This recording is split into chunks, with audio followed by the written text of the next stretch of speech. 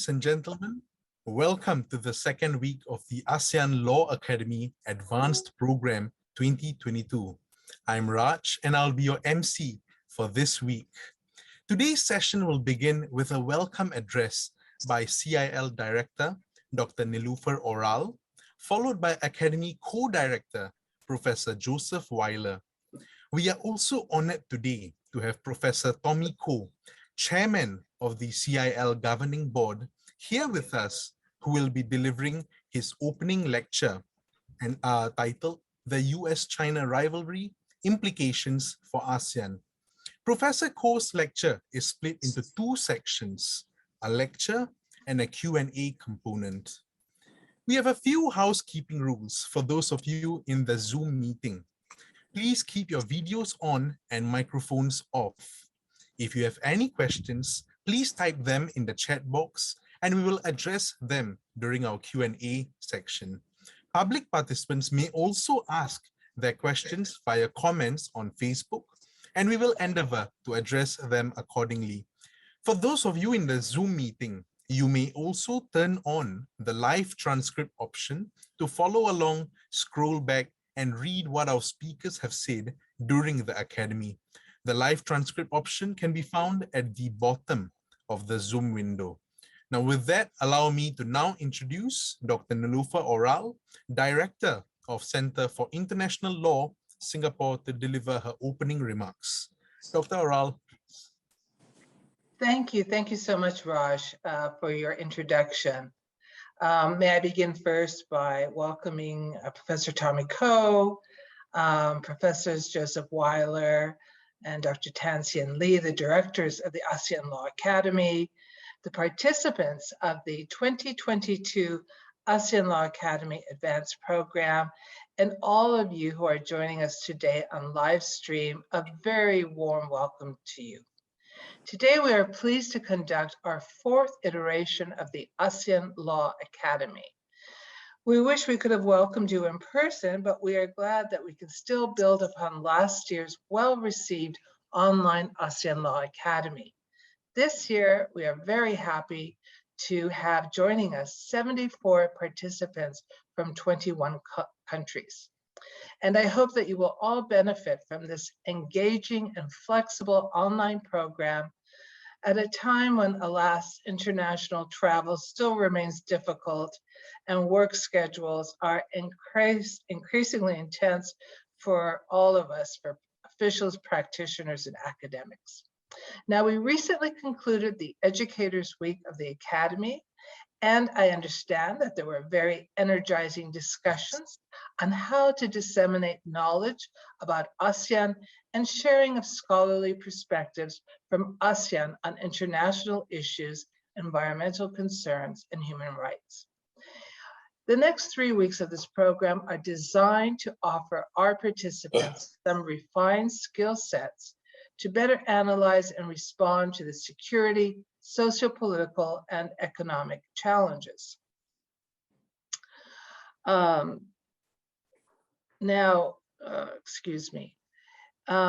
in particular, I'd like to thank this year's Academy trainers who have taken the time to update their syllabi to address one of the most significant international developments in recent months, the entry into force of the Regional Comprehensive Economic Partnership Agreement, RCEP, on the 1st of January, 2022. It is the largest international regional free trade agreement to date, comprising some 30% of the global economy and 1/3 of the world population. RCEP also sets new standards for free trade agreements on areas including intellectual property, competition policy, and government procurement. Besides global trade currents, ASEAN and its member states find themselves navigating many challenging developments on regional and global fronts. Today, we are especially honored to welcome Professor Koh, who will speak about the US-China rivalry that is foremost in the minds of many, and I know we are all extremely eager to listen to his words on this. The Center for International Law at NUS is a firm proponent of ASEAN integration and regional development, as a contributor to international stability and rule of law. Since 2009, CIL's ASEAN Law and Policy Program and the ASEAN Integration Through Law Project have established the field of ASEAN integration studies and continue to lead cutting-edge scholarship on ASEAN intellectual, theoretical research, as well as practical policy dimensions. In conclusion, we hope that you will enjoy these 3 weeks of stimulating lectures, discussions, and practicums, and discover new information and practical approaches that will be useful to you and your work. Not least of all, we hope that you will benefit from the regional contacts and networks, even though we're meeting virtually, that you will build through interactions with your lecturers and fellow participants. Thank you so much.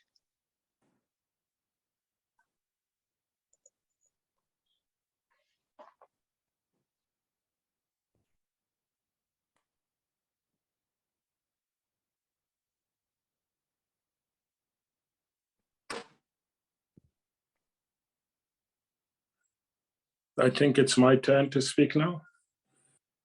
Thank you. Yes. So I don't have much to add to describing the Academy of ASEAN Law to what the director has shared, the director of CIL, except to thank her and to thank the chairman of the governing board, Tommy Koh, for making all this possible.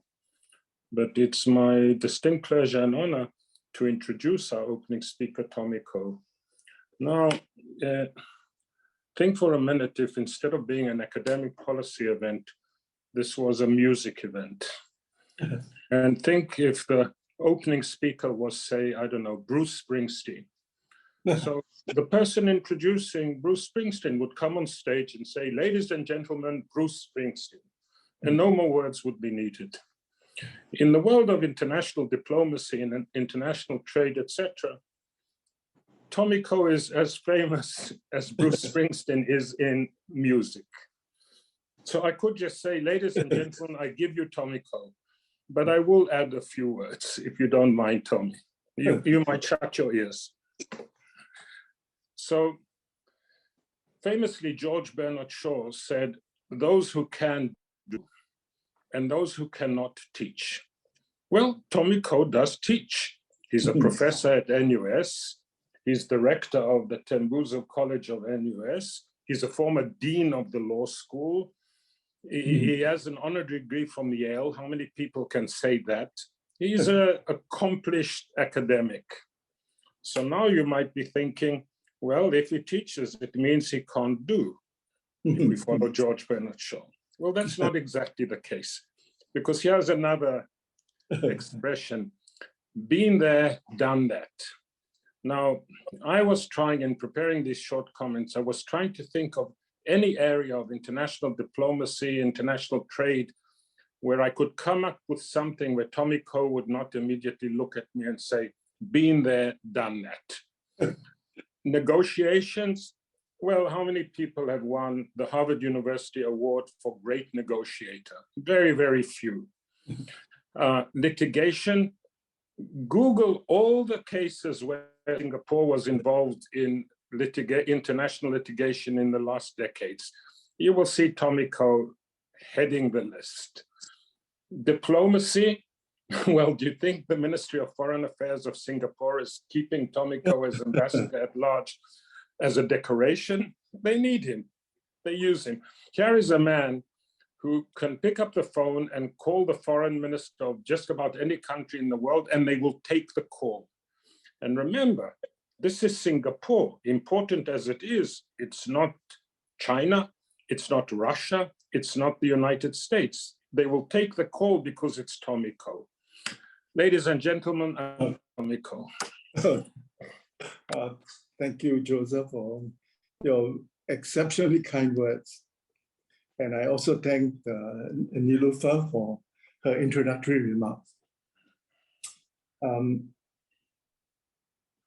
To puncture my ego balloon, I would quote my wife and say that I become a legal expert to become a professional dilettante, that I dabbled in many areas and I've become an expert of none. But I'm very happy to meet you today. And I want to share with you some thoughts I have about the US-China rivalry and the implications for ASEAN. Let me begin with a big picture of the world in which we live. Unlike the Cold War, I would argue that we now live in a multipolar world. What are the most important poles of power and influence in our world? I would say they are one, the United States, China, Russia, Japan, India, and the European Union. However, the world is increasingly dominated by the rivalry between two of these two poles, namely the United States and China. In addition, there's a new alliance between China and Russia. You remember that during the Cold War, China and Russia were enemies, but now they're allies. And this reminds me of a statement once made by a British leader who said, countries, unlike individuals, have no permanent friends and no permanent enemies. They only have permanent interests. India seems to have abandoned its policy of non-alignment and has joined the United States, Japan, and Australia in opposing China. This is a complicated situation of the world we have today.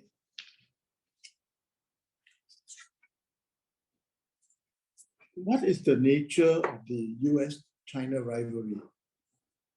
Is it a new Cold War? I agree with my good friend Bilahari Kausikan, who has argued, in my view, convincingly, that it is not a new Cold War. The fundamental difference between the rivalry between the United States and the Soviet Union and the rivalry between the United States and China is that during the Cold War, the United States and Soviet Union were competing in two different rival systems. In a current rivalry, the United States and China are competing within a single system. China is deeply integrated into the world economy. In fact, there's a high degree of economic interdependence between China and the United States. Many of you will be surprised to learn that China is America's biggest creditor country. However, this rivalry is intense and broad-based. Beginning with trade, it has expanded to include technology, intellectual property rights, monetary policy, industrial policy, democracy, human rights, and international law. Washington has become obsessed with China. It may be useful for me to share with you a brief review of the history of US-China relations. I will begin with the Second World War. In the Second World War, the United States and China were allies. And in the Sino-Japanese War, the United States supported China and supplied arms to both the Kuomintang, KMT, and the Chinese Communist Party, CCP. When the Second War ended and a civil war broke out between KMT and CCP, the US President Harry Truman sent the famous general and diplomat George C. Marshall to try to make peace between the KMT and CCP. He spent some time in China, did his best, but failed. In the end, the United States supported the KMT against the CCP. The CCP won the Civil War and established the People's Republic of China in 1949. From 1949 to the early 1970s, China and the United States were enemies. Their armed forces clashed during the Korean War. What caused the paradigm to change is the maxim, my enemy's enemy is my friend. China and the United States had a common enemy during the Cold War, the Soviet Union.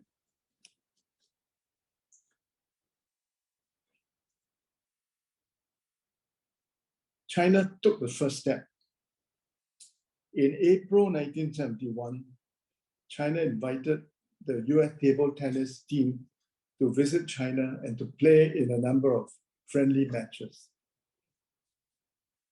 The next step was shock the world.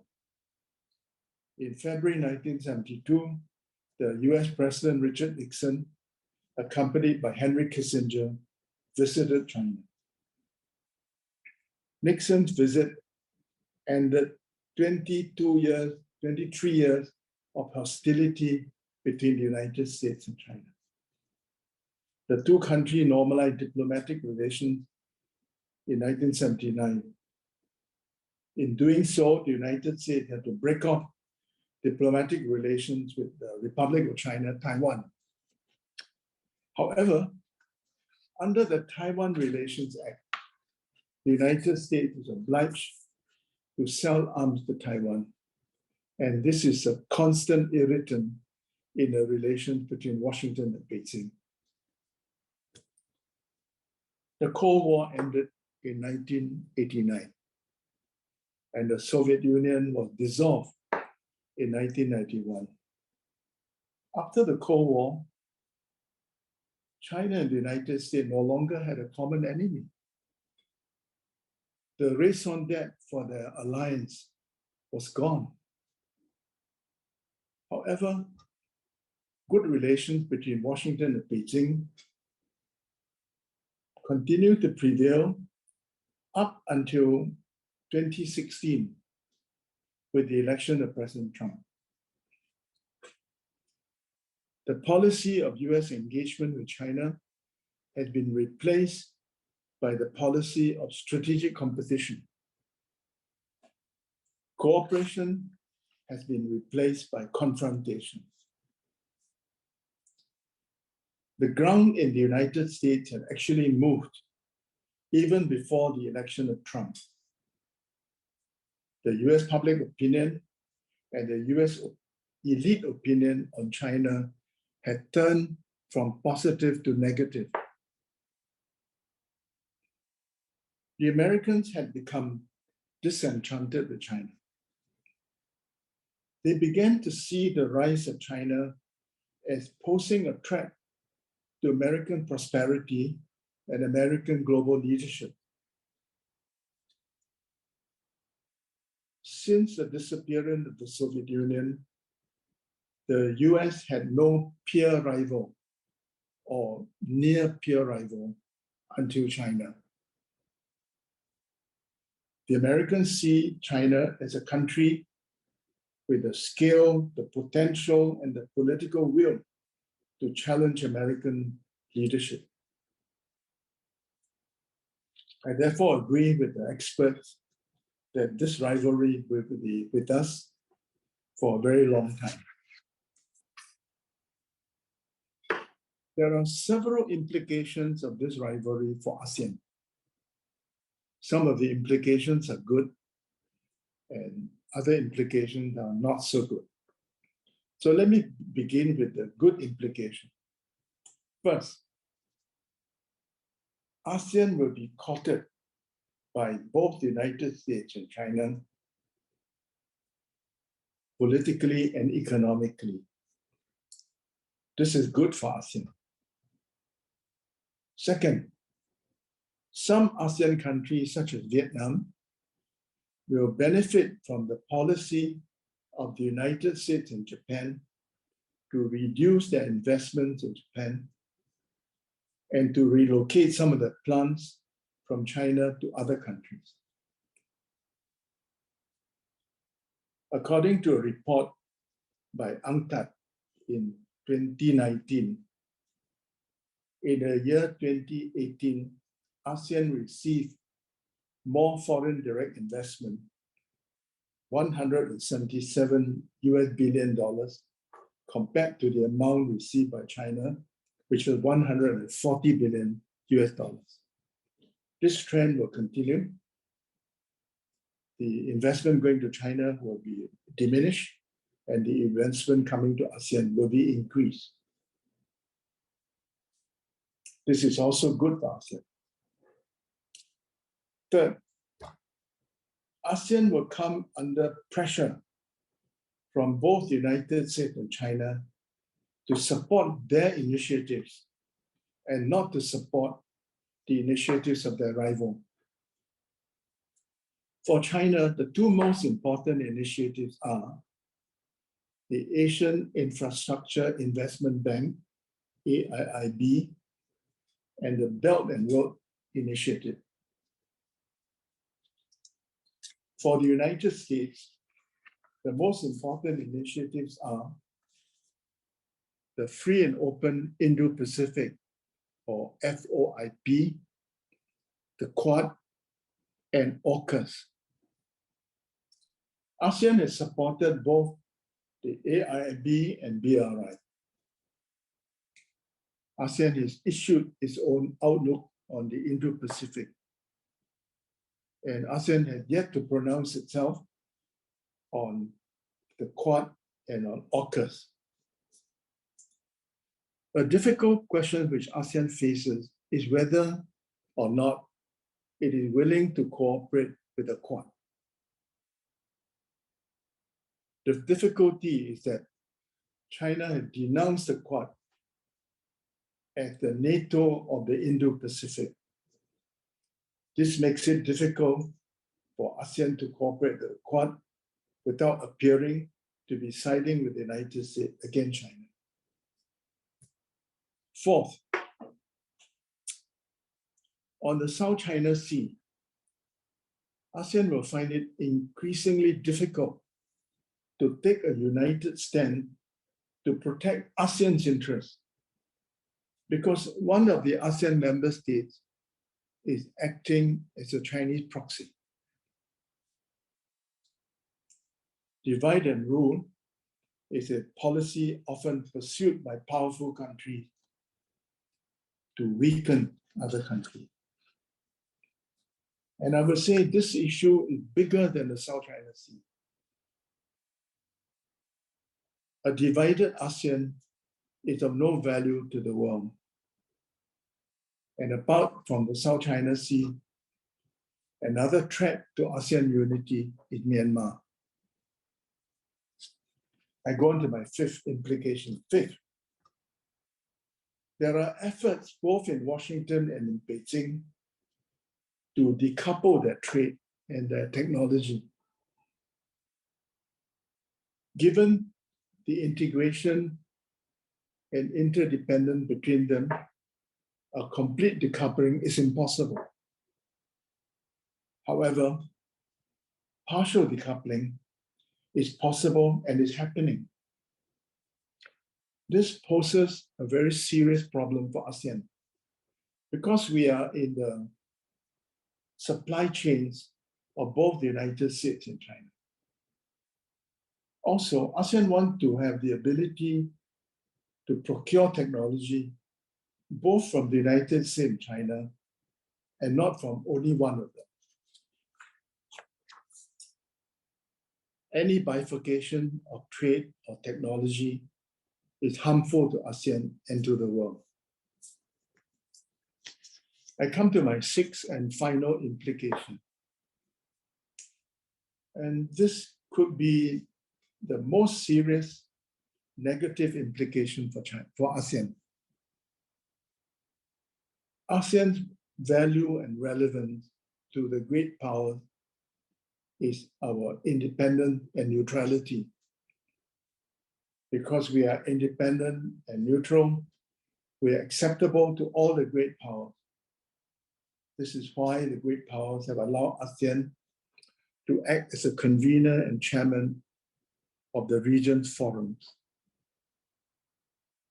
However, this presupposes that the United States and China are pursuing a policy of competition and cooperation. However, if the paradigm has changed from competition and cooperation to competition and confrontation, then ASEAN value will be reduced. Why is this so?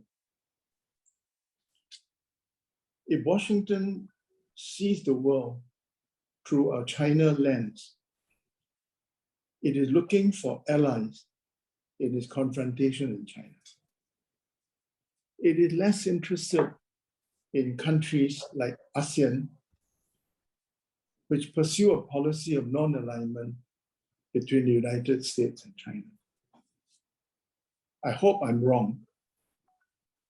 And the litmus test will be whether President Biden comes to this year's East Asia Summit.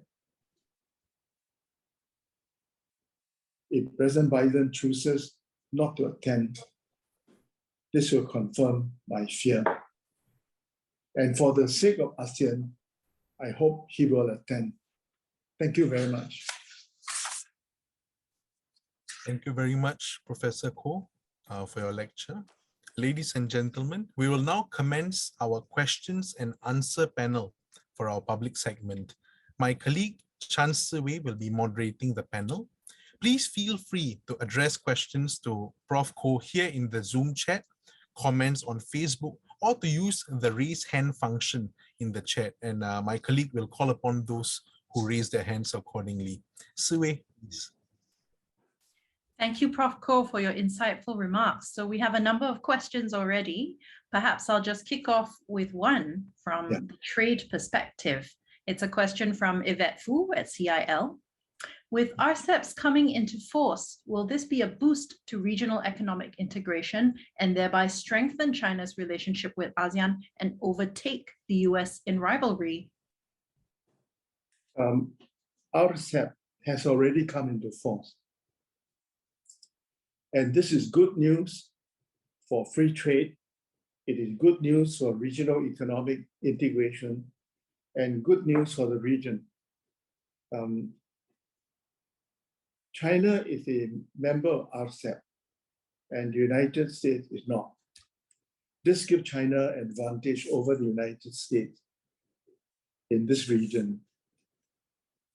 On the other hand, there's another regional trade agreement, CPTPP, the Comprehensive and Progressive Trans-Pacific Partnership, which President Obama had made it a key pillar of the economic policy.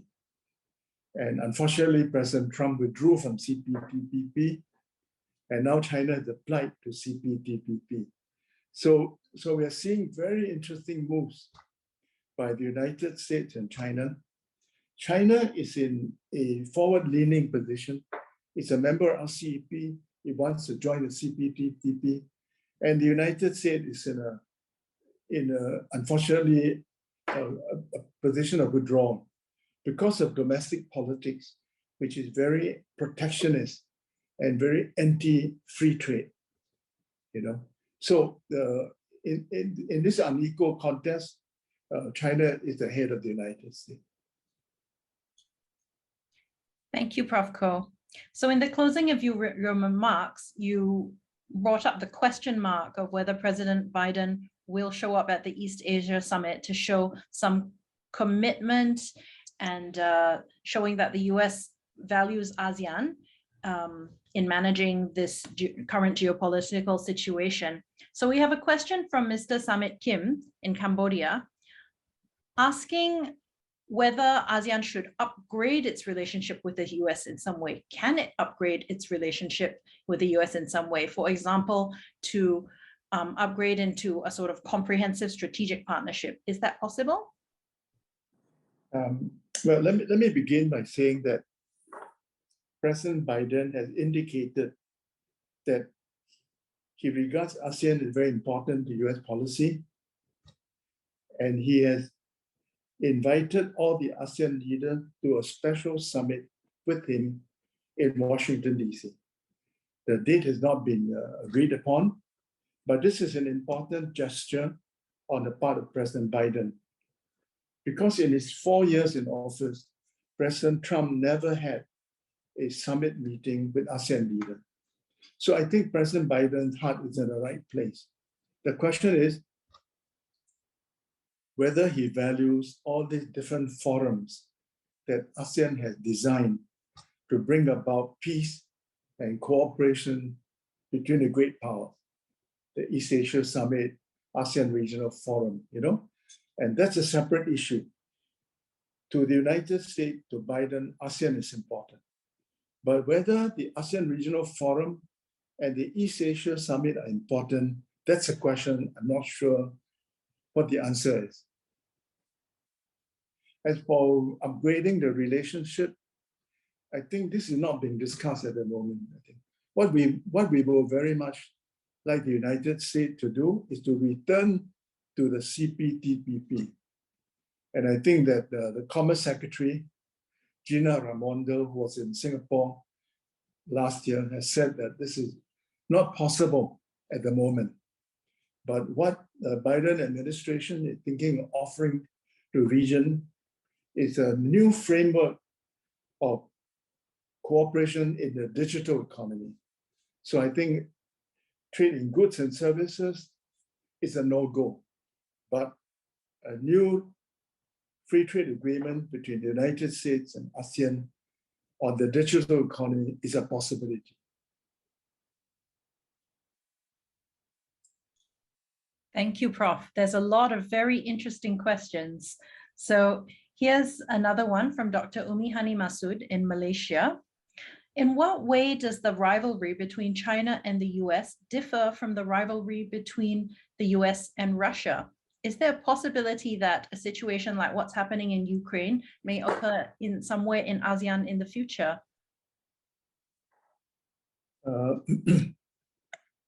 Russia is a great power, and the ASEAN countries have been very respectful. When the Cold War ended, the ASEAN countries allowed Russia to occupy the seat of the Soviet Union. And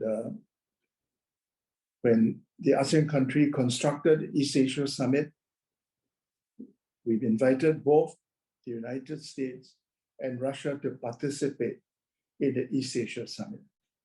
So the ASEAN countries have always taken a very respectful attitude towards Russia and recognized Russia as a great power and recognized Russia as a Euro-Asian power, in that half the territory is in Asia. But the truth is, the heart of Russia is in Europe. And Russia's primary strategic interest is in Europe. It's not here in the Asia Pacific, So the contest we're seeing today between Russia on the one hand and now supported by China against the US and NATO on the other is over Ukraine and over the balance of power in Europe. I don't see such a fight here in Asia. The happy news is that, take Myanmar as an example. On Myanmar, the Russians, the Chinese, and ASEAN are on the same side, and the US are on the same side. And so I don't see the equivalent of a fight between the United States and Russia over Ukraine in this region. Thank you, Prof. The next two questions I'm going to connect are about the South China Sea. The first one is, how do you see the USA's position on the South China Sea? And the second is, with ASEAN functioning via consensus, what can ASEAN do on the South China Sea when it is faced, as you have mentioned, with the situation of a Chinese proxy member? Yeah, okay. The South China Sea is perhaps the most complicated issue involving ASEAN, very important and generally positive relationship with China. I want to emphasize that overall, the relationship between ASEAN and China is a very good one. And we have raised it to the status of a comprehensive strategic partnership. You know, even in an overall good relationship, there could be some pain points, you know? And I would argue that in the China-ASEAN relationship, there are two pain points. One is South China Sea. The other one is the Mekong River, which is not often talked about, but I want to talk about it. On the South China Sea, China had made very extensive claims, not just to the island, the rocks and reefs, but to the adjacent waters. And that it has published this map with 9 dashed lines. And China seemed to be claiming some kind of legal interest in the waters enclosed by the 9 lines. As you know, in 2003, the Philippines under President Aquino took China to arbitration under UNCLOS.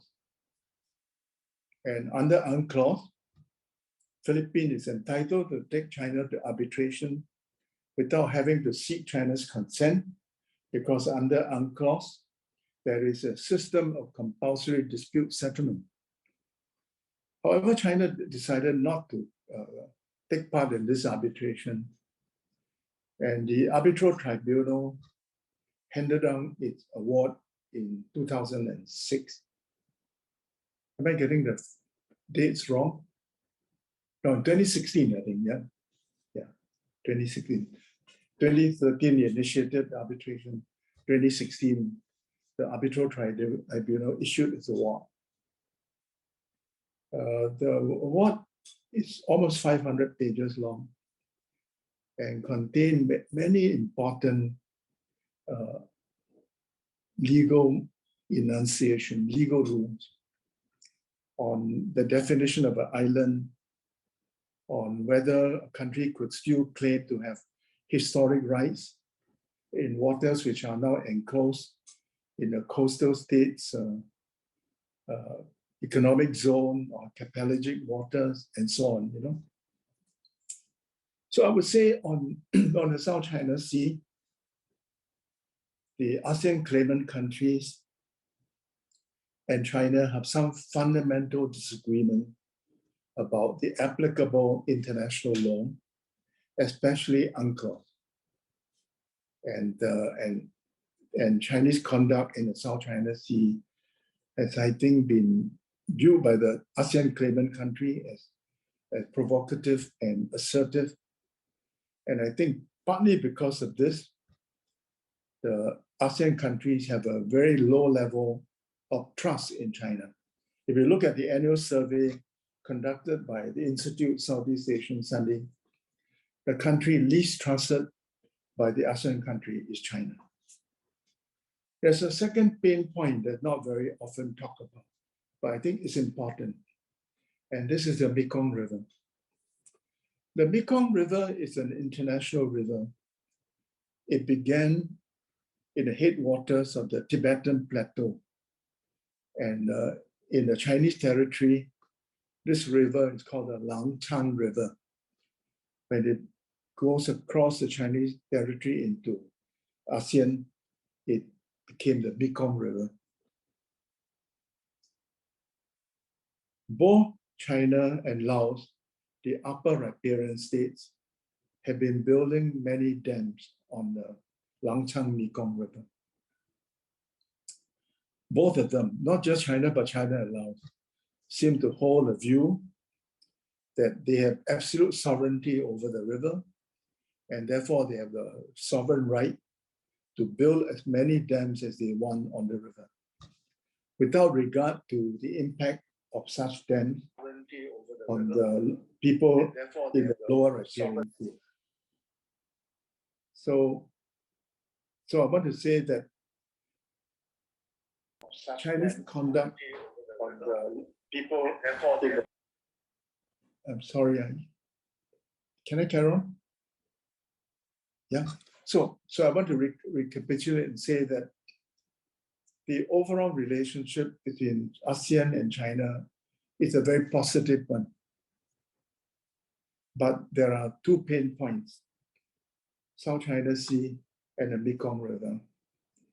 And if China doesn't conduct itself in a manner that conforms to international law, is respectful of the rights of the ASEAN countries, then this will cause the ASEAN country to continue to distrust China.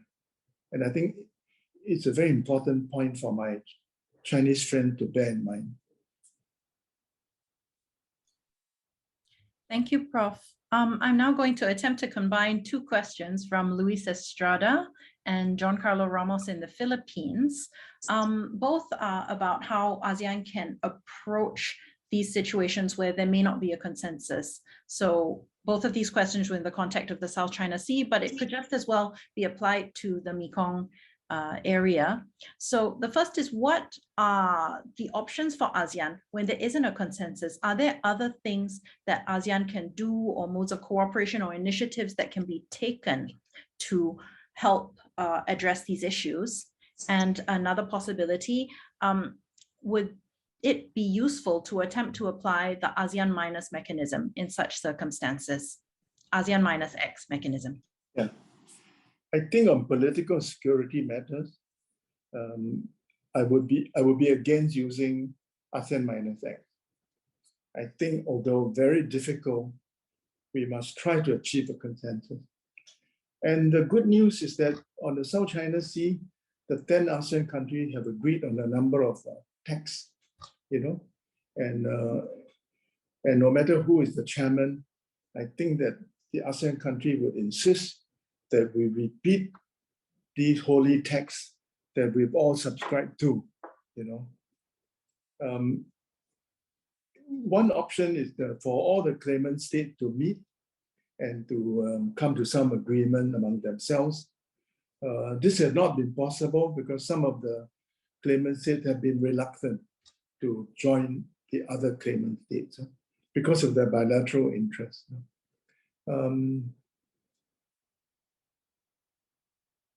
So another thing is that there's another thing on the table which is very important. ASEAN and China are in the midst of negotiating a code of conduct.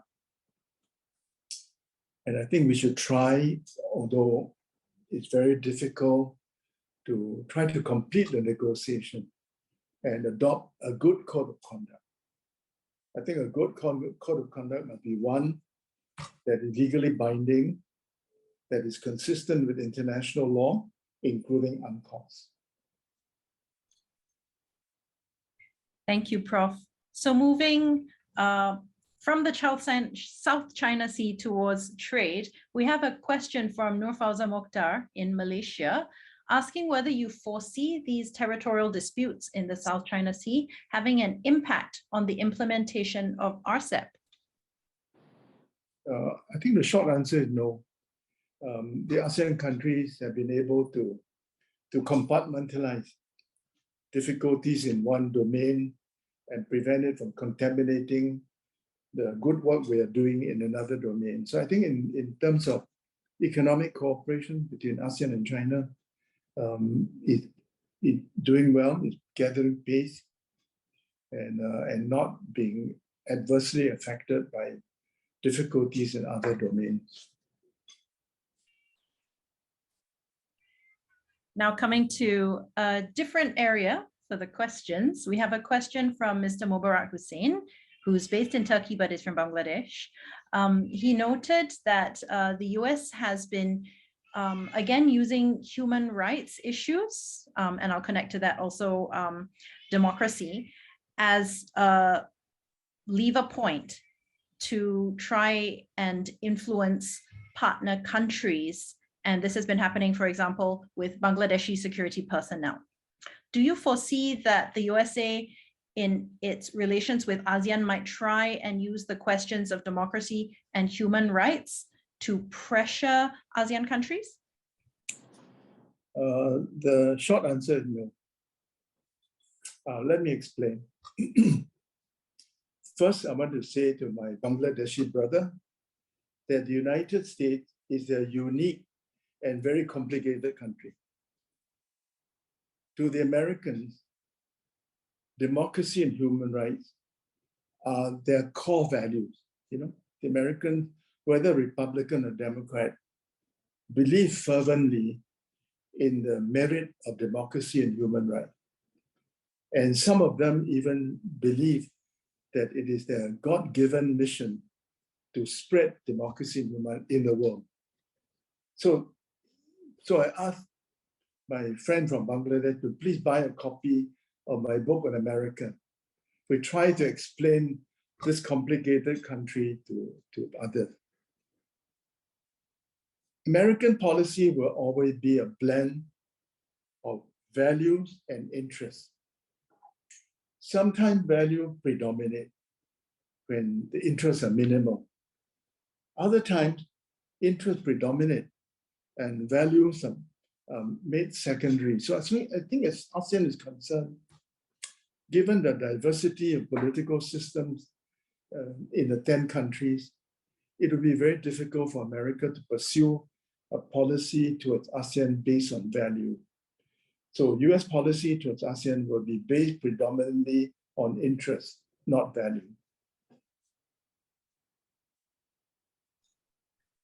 I think in a similar vein about human rights and values, there's a question again from Dr. Umihani Masood in Malaysia about whether ASEAN should be taking positions on issues such as the US sanctions on China about human rights in Xinjiang. I think it would be wise for ASEAN to not get involved. ASEAN, unlike the United States, unlike Europe, and to some extent even unlike Japan, we are not in the habit of making pronouncements about others, about their poor record in democracy and human rights. You know, I mean, frankly, as they say, people who live in glass houses shouldn't throw stones. You know? So we humbly recognize that we are imperfect and we are the last people who want to criticize other people. I think it's unwise. And by the way, all the sanctions don't work. You know, my view is that generally sanctions don't work. You impose sanctions because it is expression of your moral disapproval. But does it bring about a change in the behavior of the country to which the sanction is targeted? The answer is no. You know,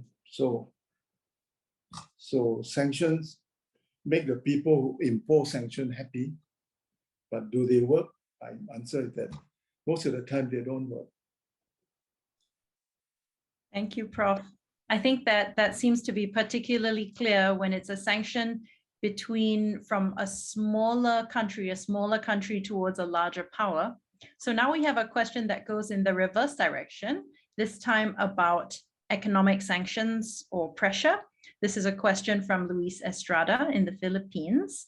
Following up on your mention of RCEP and China-ASEAN relations, he's wondering whether you believe China would be willing to use economic coercion against other members of the RCEP.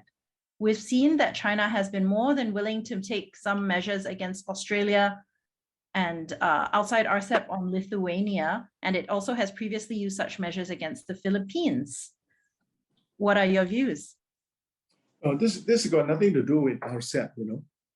I think the reality in the world today is that China has different kinds of power, including economic power. And China is willing to use that economic power to penalize countries which, in China's view, act against China's interests, whether it's the Philippines or Australia or Lithuania. You know? But we don't live in a lawless world, you know.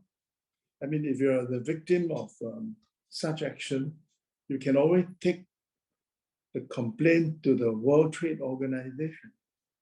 I think Lithuania has done that, and I think Australia has also done that. You know, so let's take our trade disputes to the disputes settlement mechanism of the World Trade Organization.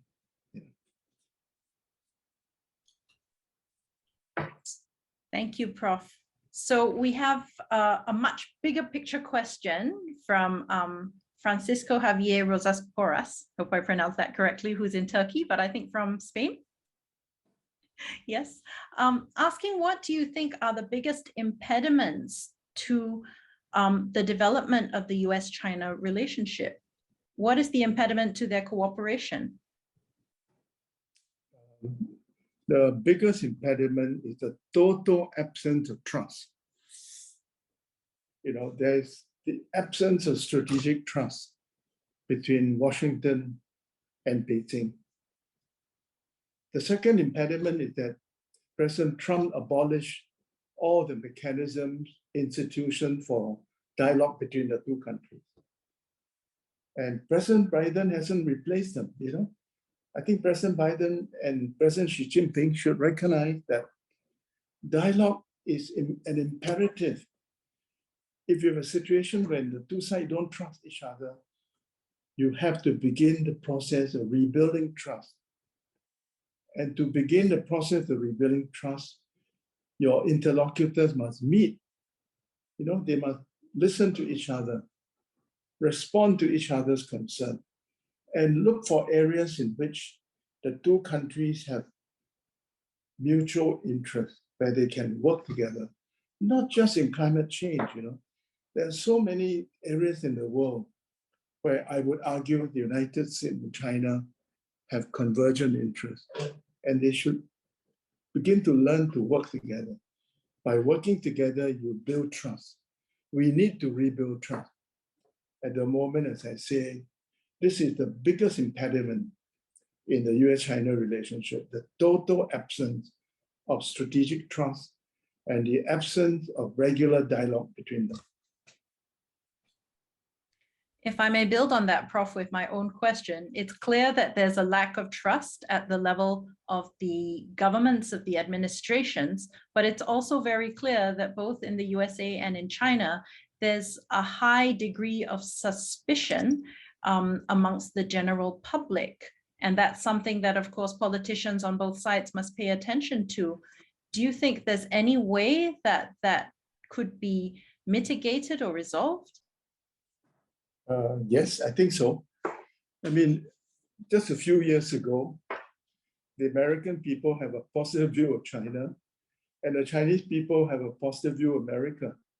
You know, so it's not a given that the people of the United States and China must view each other with suspicion or hostility. It's not a given, you know. Things can change. So it comes back to my point with that there's a total absence of trust between them. There are no regular mechanisms for dialogue. And the two countries are so imprisoned by their wish to confront each other that they are not really seriously looking for areas in which they can cooperate with each other, you know. And I think that what I say about US-China is true of China-Japan, you know, where at the moment the two people don't trust each other, don't like each other. But a few years ago, things were very different, you know.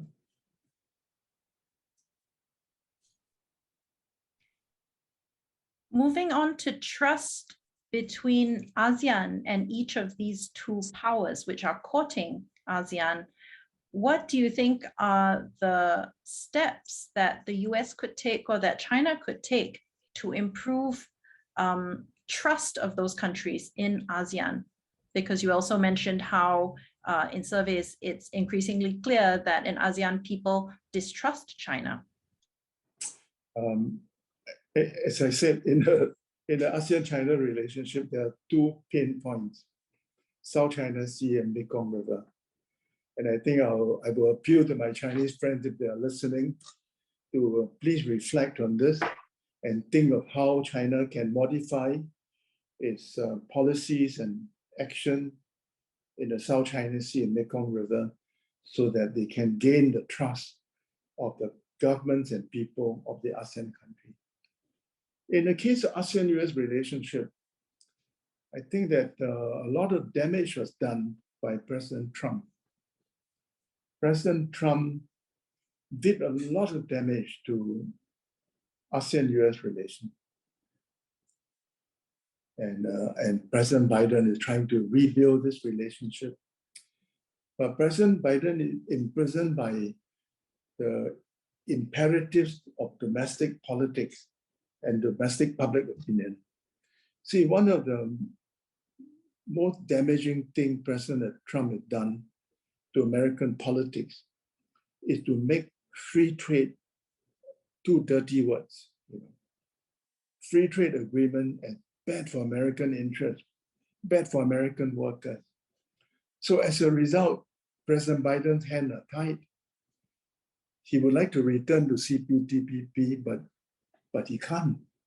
He doesn't have the support of his own party, the Republican Party, public opinion.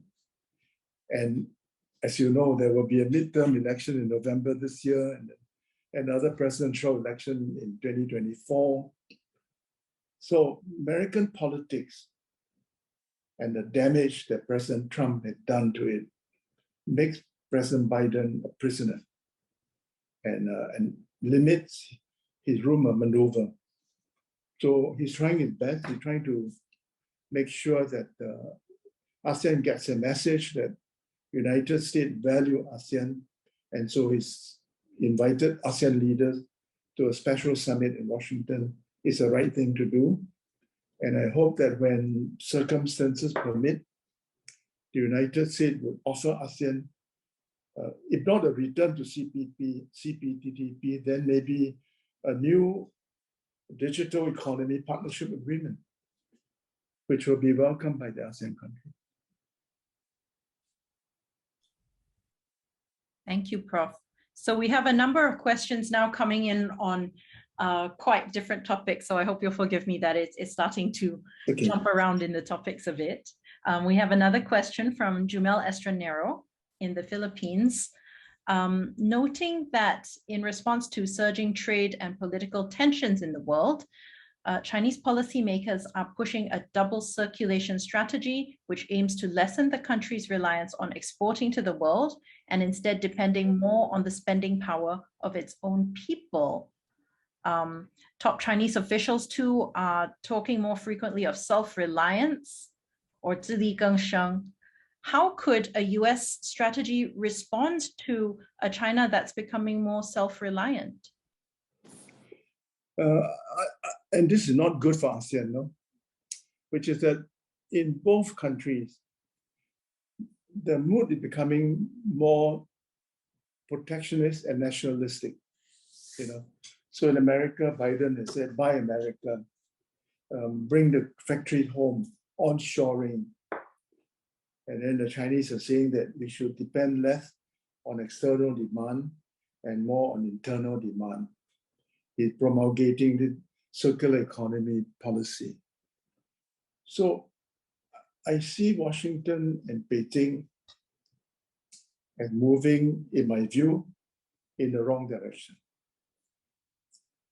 What ASEAN countries want is an open global economy. We want both China and the United States to support free trade, open investment, and regional economic integration. So we recognize the signals, we are worried by them, but this is the reality of the world in which we live, One of the negative trends in the world, and this is not just in the United States and China, but in many countries in the world, is a disenchantment with free trade and globalization, and increased support for political leaders, political forces that advocate nationalism, protectionism, and nativism. It's not good for us. Thank you, Prof. I'd like to return to the beginning of your lecture where you did point out that we are, in fact, right now in a multipolar world. And you mentioned also Russia, Japan, India, and the European Union, who are other players. It's not only the US and China right now. What do you think that ASEAN can do in engaging these other partners that would help to strengthen our position and strengthen stability? Yeah. I think the ASEAN relationship with Japan is very important. Japan was the first country to invest in ASEAN. Japan has been helping the ASEAN economy, the ASEAN people for much longer than any other dialogue partner. And you know, if you read the annual survey by the Institute of Southeast Asian Study, you'll be surprised to discover that in spite of the Second World War and all the bad memory, the country most trusted by the ASEAN people is Japan, you know. So I've appealed to my Japanese friend to say, please, give ASEAN #1 priority over everything else.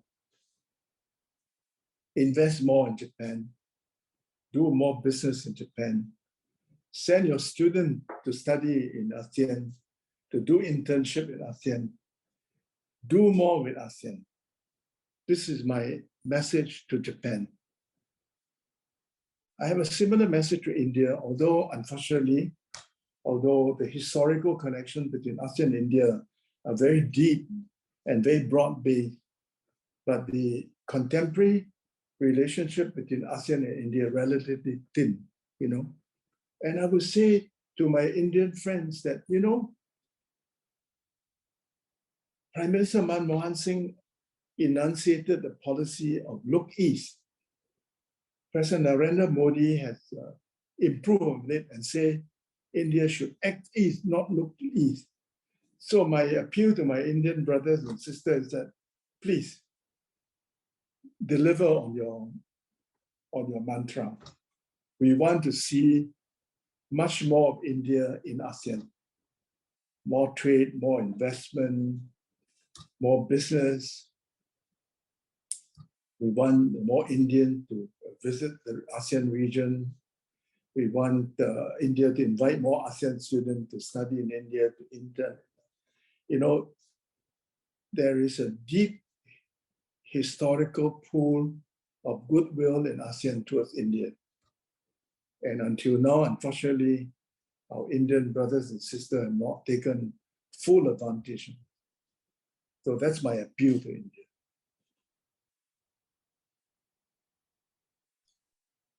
Thank you, Prof. We have a number of questions which are not on US-China or ASEAN-US, ASEAN-China relations. Would you be open to taking a few questions on ASEAN issues? On ASEAN, is it? Mm-hmm. Okay, sure. Okay, we have a question from Winston Yen in Singapore on asking what advice you would have for ASEAN to maintain its unity on the Myanmar issue. Does not ASEAN's approach of not inviting political representatives from Myanmar drive Myanmar away from ASEAN and closer to other partners such as China, Russia, or India? I think it's very important that all the 10 ASEAN countries, including Myanmar, should honor the 5-point consensus that was arrived at in April at a special leaders meeting in Jakarta. I think that at that meeting, the military leader of Myanmar, General Min Aung Hlaing, subscribed to this 5-point consensus. And it is something that all 10 countries agree upon, and we should hold the military leaders in Myanmar to their commitment to the 5-point conference. Stop the violence. Release political prisoners. Resume a dialogue of all stakeholders. Allow humanitarian aid to enter the country and get to people in need of humanitarian assistance. I think the burden is on the military government in Naypyidaw to honor the commitment they made in April last year. And ASEAN is right to say, until you deliver on these promises, we will insist that the seat of Myanmar be occupied by a non-political representative.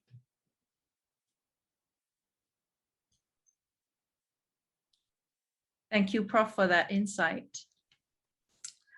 We have questions now about the COVID-19 pandemic and how that's influencing the situation in our region. And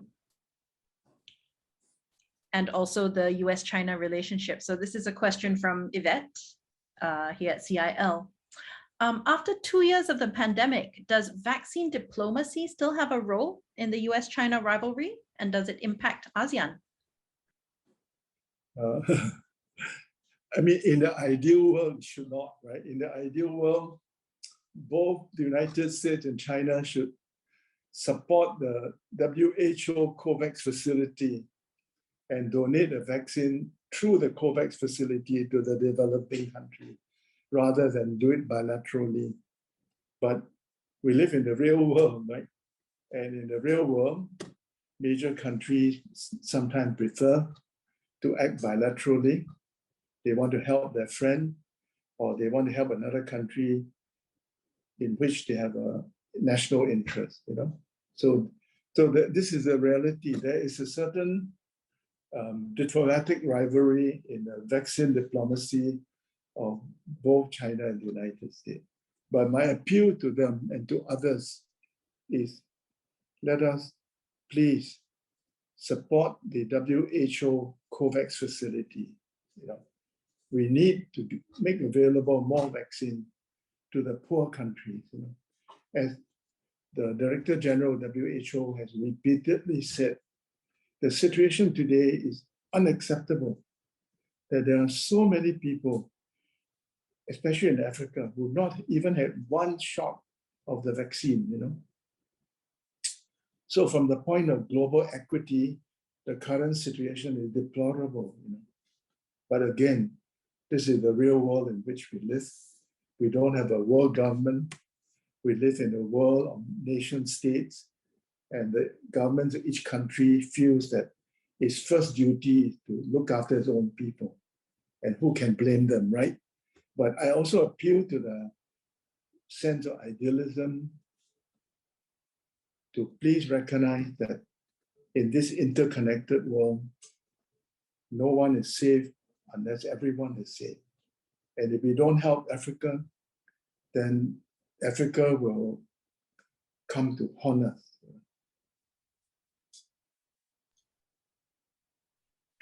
Still on the pandemic, we have a question from Ong Bao Xuan, who is following this lecture via Facebook live stream, who asks, what can ASEAN itself potentially do in this pandemic to contribute to preparedness?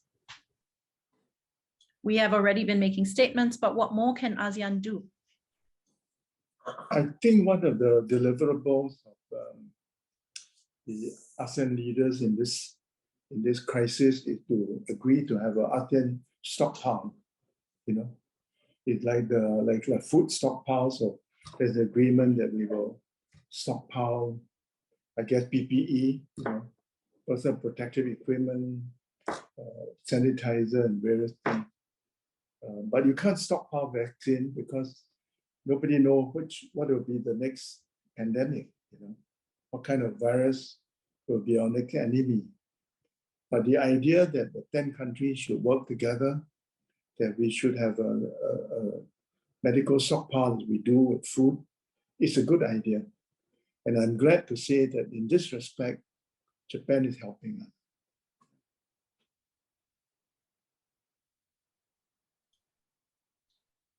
Thank you, Prof. I'd like to move to a question. This is my own question. It's about infrastructure development in ASEAN. And although we're trying to close many channels, of course, of travel during this period, in the longer term, infrastructure development is very important across the region.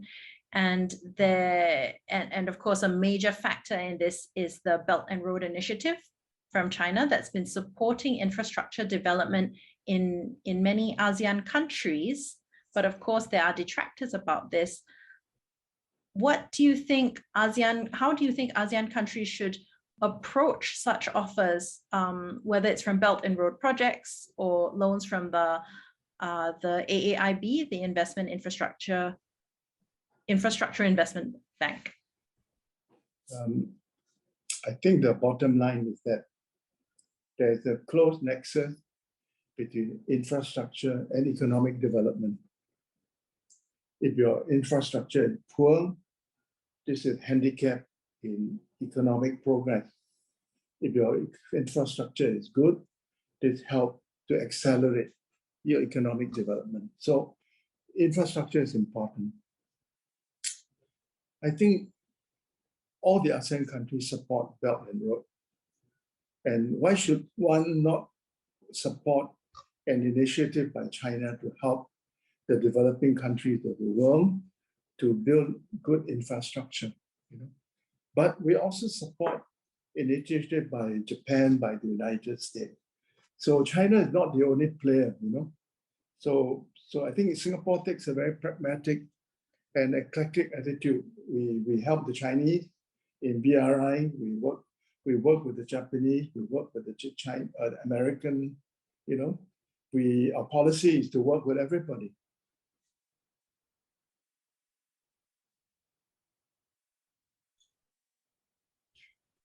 We have a question from Renee Gale Chua in the Philippines, asking how can ASEAN as a bloc come out stronger from this difficult period, this period of the pandemic, of the US-China rivalry?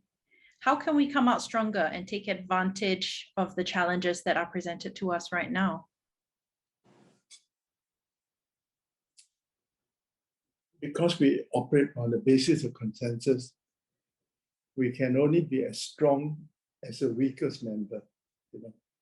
So the reality is that any statement made by ASEAN, any contemplated conduct must have the approval and support all 10 countries.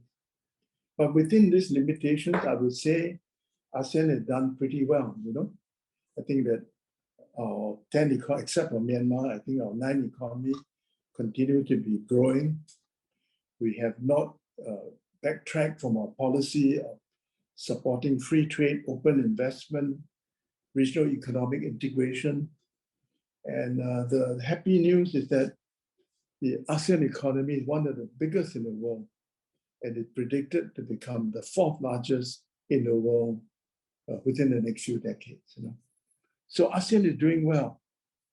On US-China rivalry, what can we do? We can only appeal to both sides to see that it is not in their mutual interest to see each other as enemy.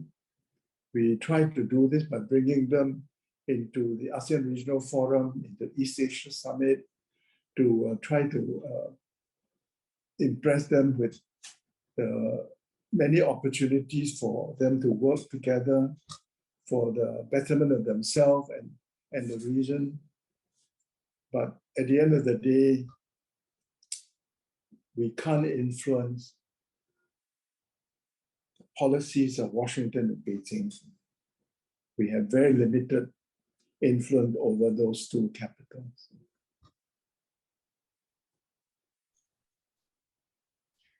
I think we've addressed most of the questions that participants have here. There's one final one that's just come in, which is more on a security perspective. It's from Dr. Umi Hani Masud in Malaysia, about the arms race between China and the US. And specifically, this question is about armed drones. But would you have thoughts on the progression of the arms race? I know very little about drones. So I would just say that the big picture of the world is that there is an arms race between China, the United States, and between the United States and Russia. And other countries in the region, such as India, is spending an increasing portion of their national budget on defense, you know. So it's not a good thing, but it reflects the feeling of insecurity. And but what can we do? Unless you address the root causes, if you don't address the root causes, this country will continue to spend enormous amount of the national budget on defense. And as I say, you know, there's no trust between US and China. I would say there's no trust between Russia and the United States. There's no trust between China and Japan. So what is the common thread between all these countries? The common thread is the deficit of trust. It's the biggest impediment to peace. And ASEAN should help this country to rebuild trust, to bring them into a dialogue relationship, to impress upon them the danger of war, which doesn't serve anyone's purpose, and the bountiful opportunity for peaceful cooperation between all these great powers. Thank you, Prof. And on that note, I think we've actually covered pretty much all the questions from participants. At this point, I'd just like to wonder if Dr. Oral or Professor Weiler would like to jump in with a comment or a question. Well, can I say that this was really a tour de force, and not just US, ASEAN, China relations, US-China relations, but on ASEAN. And I have to thank Professor Ko for really teaching us. And I think what always stands out to me listening to you is the very balanced and thoughtful approach. And I think we really have to give great thought to these very important matters of world peace at the end. So I just want to extend my sincerest appreciation and thanks to you. With which I warmly join. Thank you, Sue, for moderating the Q&A session. I thank Joseph and Nilufer for inviting me to speak to you. Thank you very much. Bye-bye. Thank you very much, Prof. Ko. And I'm going to hand the floor back to our MC Raj. Thank you so much, Sui. Thank you, Prof. Ko, once again.